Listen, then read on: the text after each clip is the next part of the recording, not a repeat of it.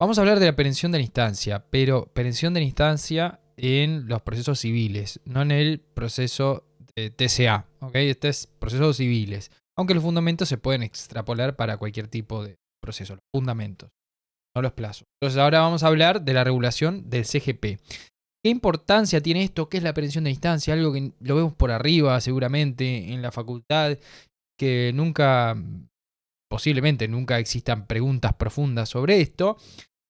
La eficacia práctica se las voy a comentar en una anécdota que me sucedió esta semana, en la que una persona me vino a consultar por un tema de prescripción adquisitiva. No voy a decir más que eso, pero cuando vino este consultante me dijo, no, la abogada me entregó el expediente, me dijo que no podía seguir con el caso y me dijo que iba a renunciar porque presumo yo, dice él, que ya estaba cansada y ya como era una abogada de avanzada edad, ya como que no quería seguir con los casos y bueno, me pidió que me buscara otra abogada.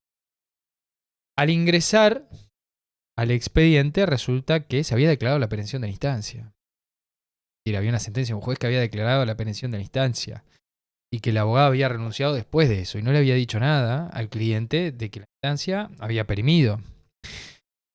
¿Qué es la perención de la instancia entonces? La perención de la instancia es que perime, es decir, caduca el proceso. Ese proceso que iniciamos caduca.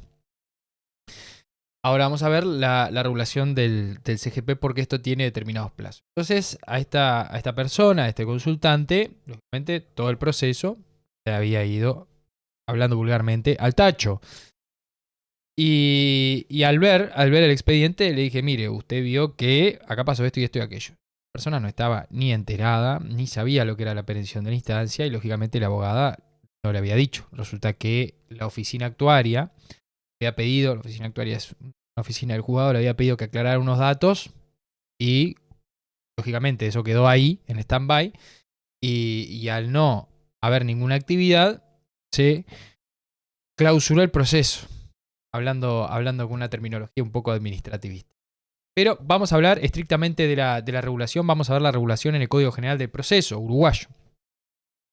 Dice el artículo 233 de nuestro Código General del Proceso. Perención. Se extinguirá la instancia por perención declarable de oficio o a petición de parte cuando no se instare su curso dentro del plazo de un año en primera única instancia y a 6 meses en todos los demás casos, incluidos los incidentes. Vamos a detenernos en este artículo que establece dos plazos, un plazo de un año en primera o única instancia y de 6 meses en todos los demás casos, incluidos los incidentes. Este artículo se mantiene original desde su creación en el Código General del Proceso en el año 88. Y el CGP lo ubica, o el legislador, quien creó el CGP, el Código General del Proceso, lo ubica dentro de los modos extraordinarios de conclusión del proceso, junto con la transacción, la conciliación y el desistimiento. Pescovi nos dice que el desistimiento y la perención comparten en que se puede apreciar una voluntad, ya sea expresa o tácita, de abandonar el proceso. En el caso de la perención y el desistimiento, se aprecia esto. Pero aparte, en el desistimiento particularmente, se aprecia la voluntad de abandonar etapas o actos del mismo. Entonces tenemos modos en los cuales se presume, cuál se concluye el proceso de forma extraordinaria, porque el modo ordinario, ¿cuál es sentencia definitiva? Bueno, extraordinarios, hay otros modos de terminar el proceso.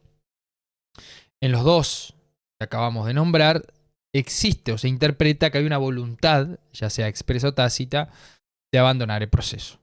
En el caso de la perención, se atribuye a un acto o un hecho, se atribuye a un hecho, el cual es que la parte no haga nada durante determinado plazo, se atribuye la existencia o la falta de existencia de una voluntad de continuar con el proceso. Esto es una explicación.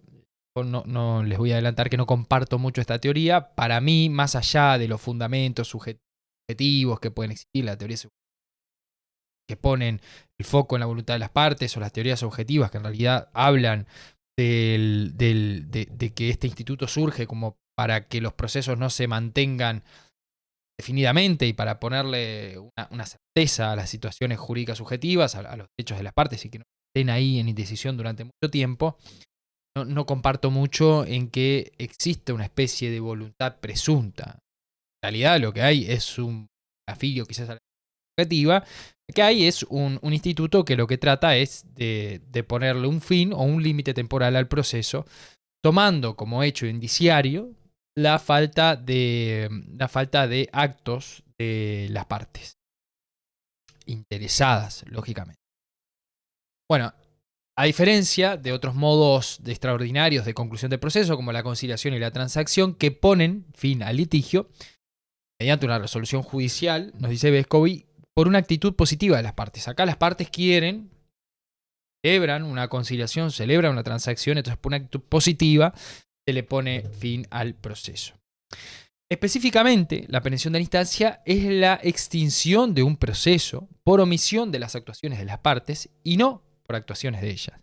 Como dice Fayren Guillén, citado por Vescovi, parte de la necesidad de fijar un tiempo determinado al tratamiento de los procesos, debido al daño que puede ocasionar que las situaciones jurídicas subjetivas permanezcan por largo tiempo inciertas y no definidas. Vescovi, luego de repasar varias teorías, como les acabé de comentar recién, que intentan tratar de justificar este instituto, lo relaciona también con los principios de impulso oficial, es decir, el tribunal tiene que llevar adelante el proceso, y con el poder deber del tribunal de adoptar las medidas tendientes a evitar la paralización del proceso, que a su vez lo relaciona con el deber de dirección del proceso y la pronta y eficiente administración de justicia. ¿Cuáles son los requisitos que se tienen que dar para que opere la pensión de la instancia? Primero, lógicamente, una instancia. Ahora vamos a ver qué es una instancia. Que transcurra el plazo que indica la norma, en primera instancia 1 año, y finalmente una sentencia que lo declare. ¿Qué es una instancia? Future definió la instancia como cada una de las etapas o grados del proceso que van sucesivamente desde la iniciación del juicio hasta la primera sentencia definitiva que se dicte y desde la interposición de la apelación hasta la sentencia que se pronuncia sobre ella. Recordemos que todo juicio o proceso comienza con la presentación de la demanda.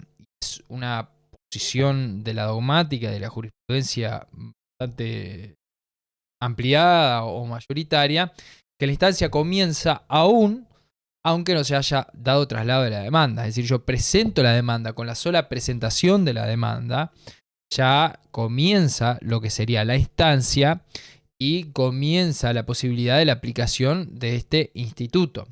Y esto tiene relevancia. ¿Por qué? Primero, porque no hace falta que se confiera traslado, es decir, que se haya puesto en marcha o trabado la litis, como se dice, bueno, en fin, sino que solamente con la presentación de la demanda ya comienza la instancia. Y no con las medidas preparatorias, es decir, todo lo que sucede antes de la demanda o antes de la iniciación del proceso no cuenta como instancia y por ende no se puede perimir, no aplica la perención de la instancia. ¿Cuándo culmina esta instancia? Esta instancia culmina con la conclusión de la causa, es decir, cuando los autos se encuentran para la sentencia, es decir, cuando el expediente está esperando a que se dicte una sentencia y ya no queda ningún otro acto por hacer, salvo, por ejemplo, las diligencias para mejor proveer y bueno, ahí se reabre el plazo que tiene el tribunal para pedir, tribunal con minúscula, es decir, cualquier órgano se encargue de juzgar. Entonces quiere decir que ahí con una diligencia para mejor proveer, ahí se reabre el plazo, pero bueno, después concluida la causa, cuando ya no hay otro acto para hacer, hasta ahí tenemos lo que sería la instancia. Bueno, lo que les quiero dejar claros es que la inactividad tiene que provenir de la parte y no del órgano judicial. Por ejemplo, si es el juez el encargado de dar una audiencia, de darle impulso al proceso, este instituto no aplicaría, más allá de que hay interpretaciones de determinados juzgados y también dogmáticas que dicen, bueno, está bien, tiene que ser algo imputable a la parte, es decir, la parte tenía que aportar algo al proceso y no lo aportó y pasó el tiempo, perime la instancia. Pero también, si pudiendo, no impulsó el proceso. Por ejemplo, el juez tenía que convocar la audiencia, pero el juez no hizo nada, quedó ahí, fíjense en el movimiento del expediente, quedó en secretaría, por ejemplo, nunca subía a despacho, pasó un año. Bueno, los que dicen, algunas posturas es, está bien, la parte tendría que haber presentado un escrito dándole impulso procesal, ese que presentamos como escrito, y tendría que haber tenido una actitud proactiva. Si la parte, pudiendo haber presentado, no presentó ese escrito, bueno, también se entiende que por más que sea una responsabilidad del juez, la parte pudo haber presentado y por ende aplica la aprehensión de la instancia. Yo no estoy de acuerdo con esto, imagínense. Pero bueno, son posturas y hay que conocerlas. Bueno, ahora vamos a leer los artículos restantes, que vamos a entender qué pasa acá. Porque, volvamos a la parte práctica. La persona me dice, ¿cómo que ese proceso quedó? Y sí, aún no habíamos llegado a lo que sería la conclusión, la audiencia complementaria.